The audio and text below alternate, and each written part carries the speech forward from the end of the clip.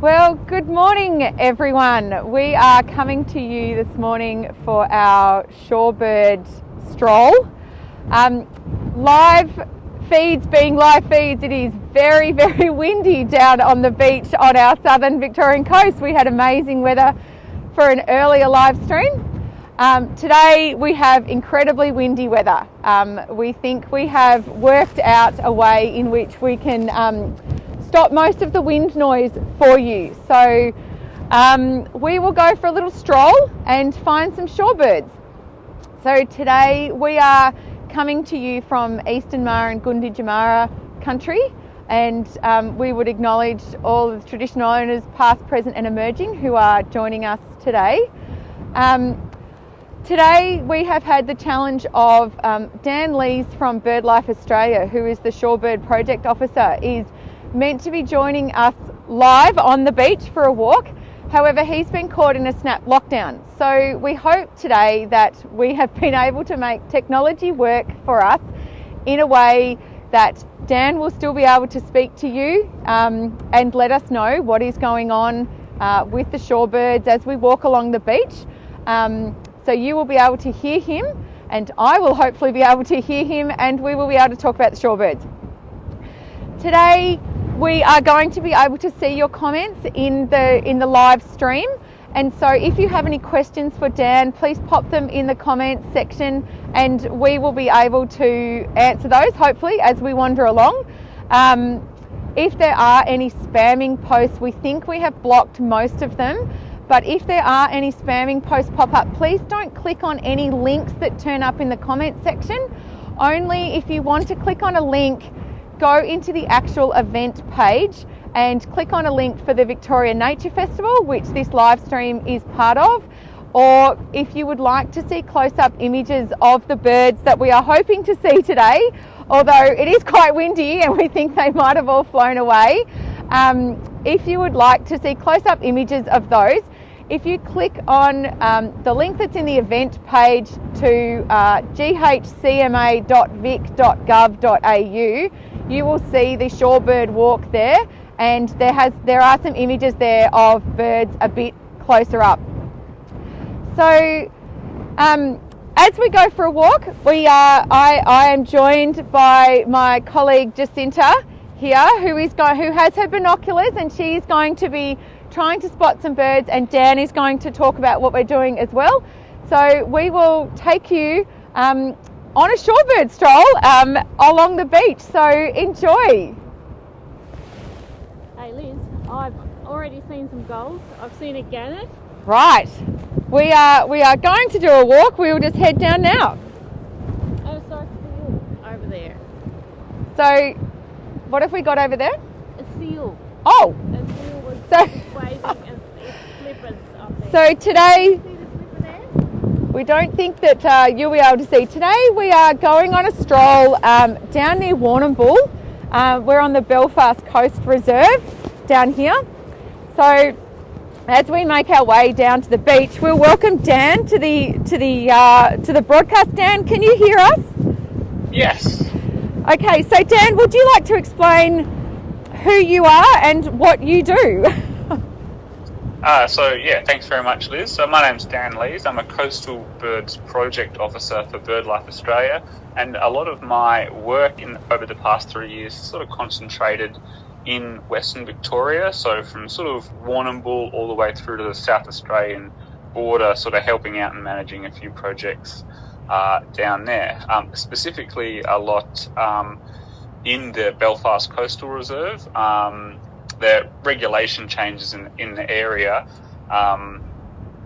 have meant there's a bit of community engagement and other such activities we've been doing down there, as well as the region between Warrnambool and Portland is the densest population of hooded plovers we have in the entire country. Those beautiful on and slightly offshore reefs that you can see in front of you, those basalt reefs, are really amazing at producing seaweed, and that seaweed, as you can see in front of you, washes up on shore, and then invertebrates like amphipods and isopods, which are sort of like almost slater looking bugs, and isopods are the little what you know as sandhoppers, they constitute a large part of the hooded plover's diet, as well as a whole suite of other shorebirds. And those food resources make that area between Warrnambool and Portland the densest population of hooded plovers allow it to be as dense as it is. So the densest population in the entire country, as well as some of the best migratory shorebird viewing spots that I know about in Victoria. Sort of second only to the Western Treatment Plant. So Dan, we've just come down onto the beach and we have found some signage here. This is something that people may see when they come to the beach.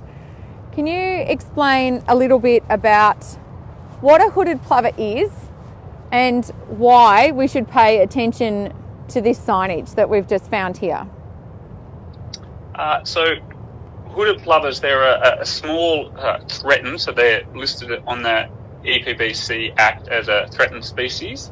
Shorebird. So a lot of people sort of colloquially know plovers and misidentify them as the others, as a common species called a masked lapwing, which is about the size of a magpie. So Dad, just to clarify, these little plovers here, these little ones, and there is a picture on our website, they don't swoop like the masked lapwing, do they? No, so they rely on the camouflage of their nest and chicks and a combination of distraction displays, effectively. So they, rather than swoop aggressively like masked lapwings often do, they'll, if you get too close to their eggs and chicks and they feel threatened, they'll flap about on the beach pretending they're injured or dying and try and lead the potential predator away from the nest or chicks, rather than engaging in that aggressive swooping behaviour like the masked lapwing does. And they like nesting, Dan, on the dunes, but on the beach side of the dunes, don't they? Yes. So since sort of European settlement, humans have introduced marram grass, which is a large portion of the dunes that you can see there are covered in an invasive species called marram grass. So Europeans intentionally introduced that to stabilise the dunes, and unfortunately it's done a really great job at stabilising the dunes, but that has sort of flow-on effects for the rest of the environment, making it unsuitable for nesting for hooded plovers. So hooded plovers, they nest only on really sort of ocean-facing beaches in southern Australia during the sort of September through to March time period. And although they would happily nest, right on top of those dunes that you can see there, the dense vegetation means it's unsuitable for their nesting, which sort of forces them lower onto the beach. So in other areas where the dunes are a bit more bare, and there are sort of more suitable nesting spots for them, they certainly do nest up higher onto the dunes, and can even nest back further into the dunes. But unfortunately, those weeds have sort of made it unsuitable. So that sort of forces the hooded plovers to nest lower down the beach, which exposes them to higher chance of getting disturbed by people, getting destroyed by off-leash dogs, for example, and it also other more natural causes of nest destruction, like really large swells and high tides. And that is one of the things, Dan, that you're quite keen to let people know about. So the hooded plover are on the beach and they're nesting now. They love being on the beach about the same time as the humans do. So over that summer period, what are some of the things as we wander along here to the beach? Can you just tell people what are some of the really simple things to look out for if they're at the beach in hooded plover nesting and chick raising season? So if people come down to the beach and you see signs like that sign that you found before, and especially if you see a sort of fenced off area, so that will usually mean that there is a nesting attempt in progress. So we have a really amazing group of volunteers that spend large portions of their spare time going down to the beach and protecting those fenced areas. So especially, as you can imagine, during the height of summer, a nest and chicks have pretty much no chance on busy beaches if a volunteer hasn't managed to come down and actually find that nest ahead of time and put in cooperation with land managers such as yourselves, put a bit of a fence around it so that people don't accidentally, because they are really camouflaged, accidentally step on it or disturb it too much. So if you do see one of those fenced off areas, just try and keep your distance. Ideally, if you're really interested in the birds, you would have brought your binoculars down with you just to have a look at them from a nice, safe distance.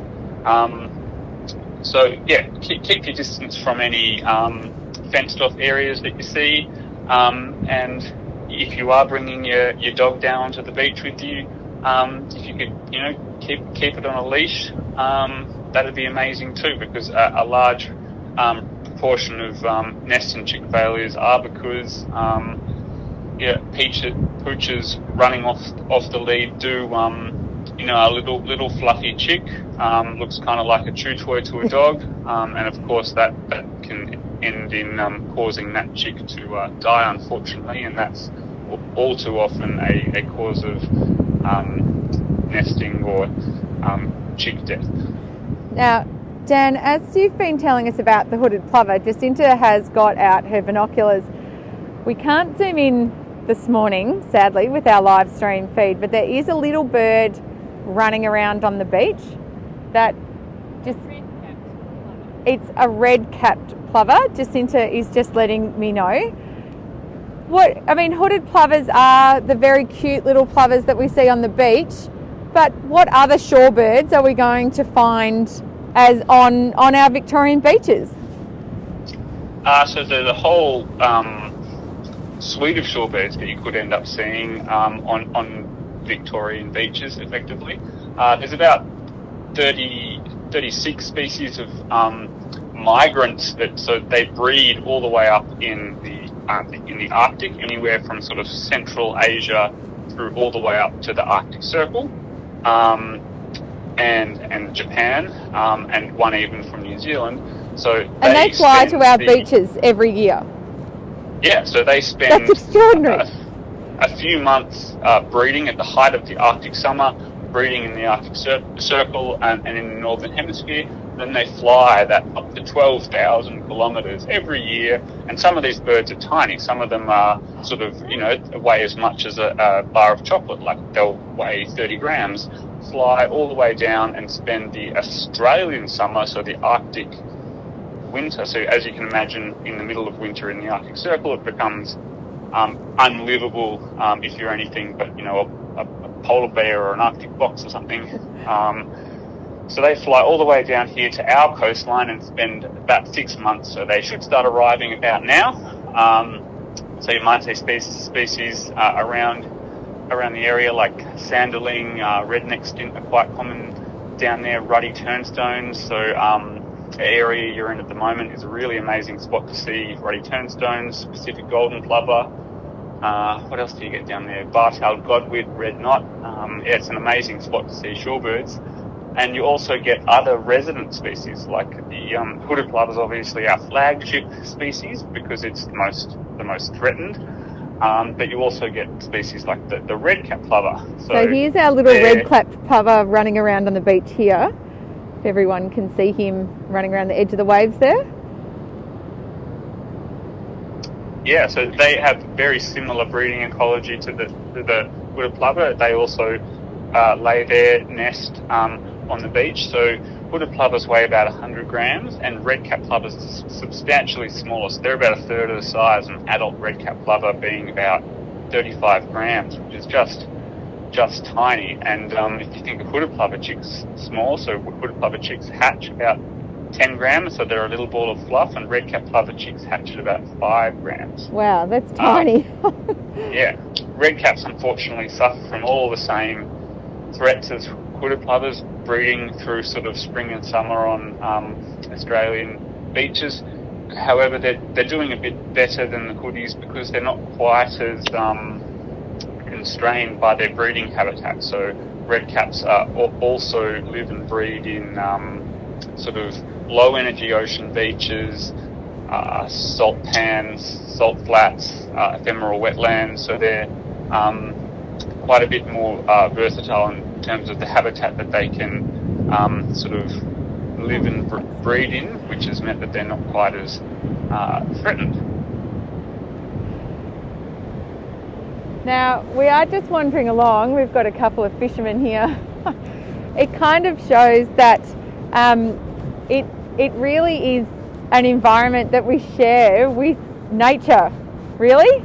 It's our beaches are somewhere that the birds love and people love being, and I guess it's all at the same time. And I guess that finding that mix is a really tricky thing sometimes, but I suppose, Dan, we just say to people, like, to just be aware of what's around you. Like, there's lots of space. We're just coming around a corner here of the beach, and we'll give you a bit more vision of the waves and things that are coming in. But it's a really mixed zone, I guess, isn't it? Where people and birds both can cohabitat together and enjoy the summer together on the beach.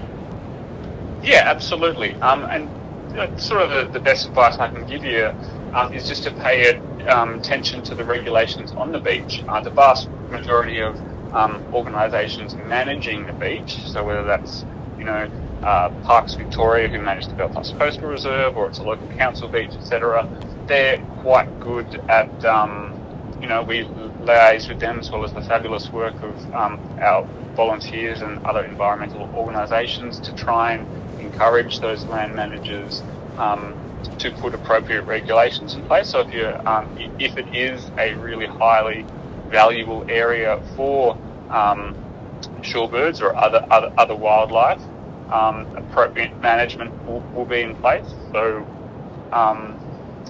you just follow the local management guidelines, and you should be able to have a great time at the beach while also allowing the wildlife to keep on living and doing its thing without disturbing it too much. Yeah. Now, Dan, we have had a question pop up about why the hooded plovers are so important, and do we only find them in Victoria? I know the Glenelg Hopkins CMA works with BirdLife Australia with some funding through the Australian Government's National Landcare Program to do a hooded plover project across a couple of states. How widespread are the plovers? So hooded plovers, they're separated into two subspecies. So we have an Eastern Australian subspecies, which occurs from southern New South Wales, sort of a bit below Sydney. So they occur from southern New South Wales all the way through Victoria, on Tasmania and South Australia, and they're sort of the Eastern Australian subspecies stops around the head of the Great Australian Bight, as you can imagine, because the plovers they sort of require that beach to live. They their habitat's the beach. They can't really live on those cliffs of the Great Australian Bight, so there's a few 100 kilometres of gap where they don't occur, and then you get across into Western Australia, where the Western Australian subspecies actually exists. So they're a really important species. They're sort of an indicator species of the greater sort of coastal ecosystem health. So if you're a beach where, for example, hooded plovers have historically been, if they're all of a sudden absent, that sort of tells us that there's something going on in that ecosystem that's really caused it to become quite degraded, because such an iconic species, it's really part of that food chain there, in terms of its predating on invertebrates, and then other species rely on it occasionally for food, kestrels, etc. So they can be sort of the canary in the coal mine type thing if there's something else going wrong. Yeah, absolutely. If there's places in the coastal environment that there historically been and they're no longer occurring, there's something really going on, whether that's human disturbance, inappropriate development, the weeds are out of control, too much of a great density of either native or invasive predators. And so how many plovers, it's not long since you've done a plover count, how many hooded plovers do we have left in the wild?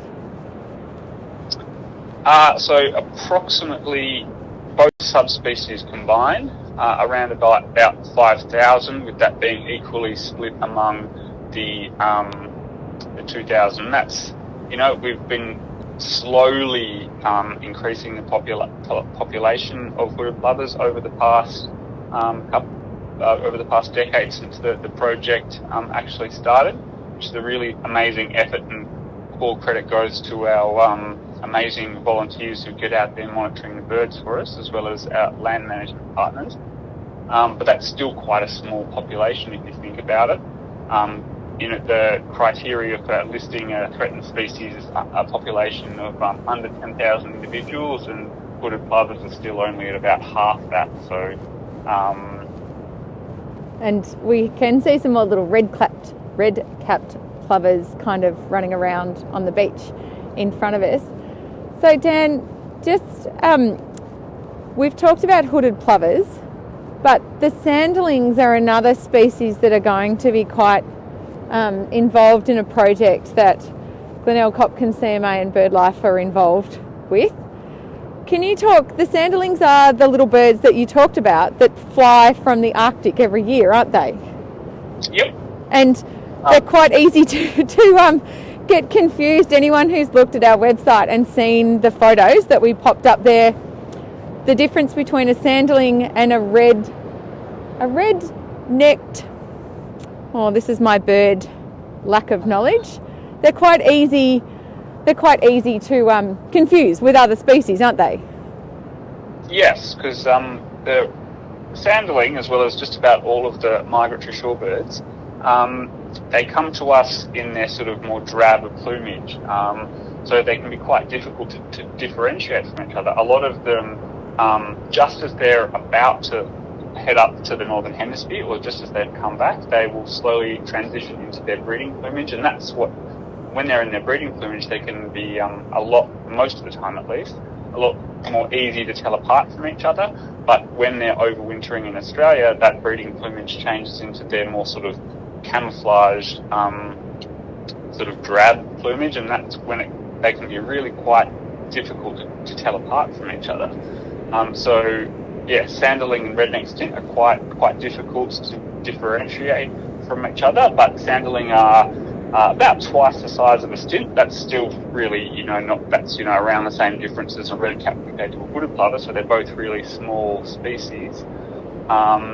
But usually the way you can tell a sanderling apart from a redneck stint is they're a lot brighter white. So sanderling have got sort of grey, quite grey dorsal surface, so their back's quite grey, and the sanderling are a lot sort of a really, like, the sun hits them and they really show up as sort of really white little bird. And often, Dan, after we've done these live streams, we have people who are quite keen to be involved with projects. There are coast care networks, there's BirdLife projects that are currently going on at the minute. People wanting to get involved, you've mentioned the volunteers a lot. A lot of these projects do rely on volunteer time, don't they? Yeah, absolutely. None of what we could do would be able to be done without the amazing support of the volunteers. They're the ones who, they get down there on the beach, they find the breeding attempts for us. In cooperation with the land managers, they would put up the fencing to protect that nesting attempt.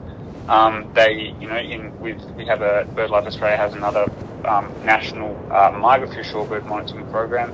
They get out into the shorebird areas, whether that's the beach, whether that's estuaries, or wetlands inland, and they count the birds, and it's those counts then feed into our overall database and let us track what's happening with the species, and that helps us pick up that some of those migratory species have declined rapidly over the past few years, and that helps, get areas protected and upgrade those species, allowing their threatened status, allowing even further protections.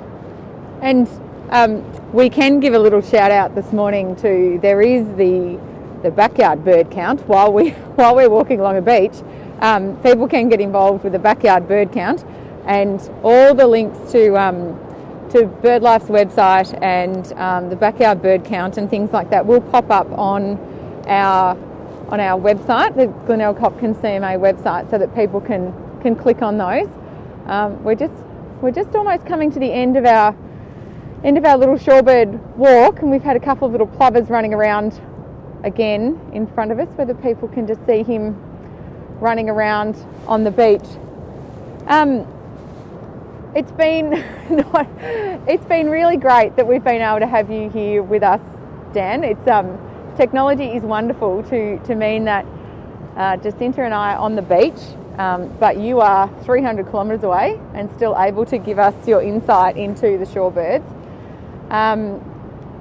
Yeah, and you guys have done a really great effort. Like, this lockdown only got announced, a day and a half ago now, and I was supposed to be down there, as you know, and to get this all together was a good effort.